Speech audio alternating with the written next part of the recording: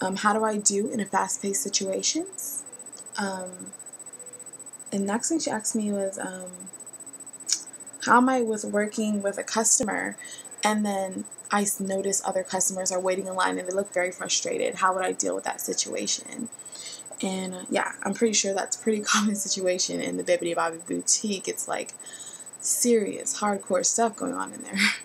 So yeah, a whole bunch of moms that are impatient, you know. So that was a pretty good question to ask about that. And her next question was, can I do updo styles? This is a little bit more specific to Bibbidi Bobbidi Boutique. If I could do updo styles. And she asked me if I was, then she moved on saying, am I okay with doing outdoors? Now you see how many questions she asked me. That's probably about 1, 2, 3, 4. That's probably about 4 or 5 questions about Bibbidi Bobbidi Boutique.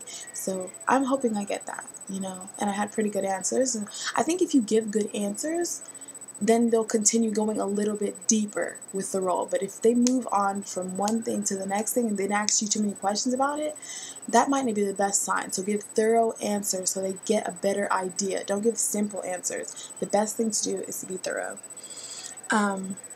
Then she moved on and asked me if I was okay with working outdoors, which I was like, yeah.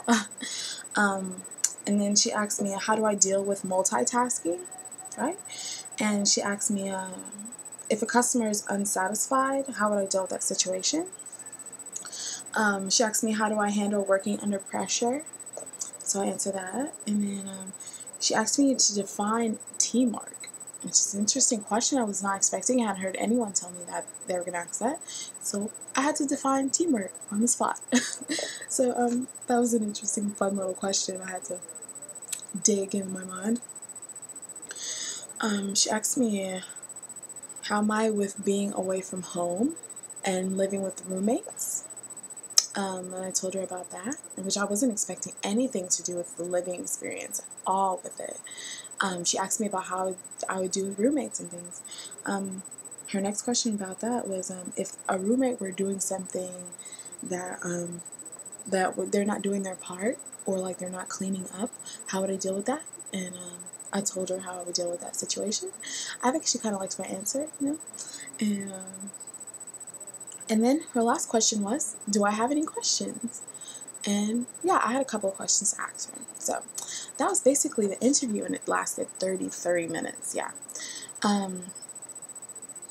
Yeah, and she called me late. But here's some things, some little tips I want to say about the interview. Basically, like a lot of people say, and they actually tell you this when you're scheduling your interview, make sure you're smiling during the interview. You know, seem excited, like you're right there in front of them, and that will come across. Next thing is to relax. I know that's hard, but just relax. And those people are paid to let you relax, so you can relax. Be as thorough with your answer as possible. Stay positive with your answers. Using common topics that will make a connection between you and the interviewer.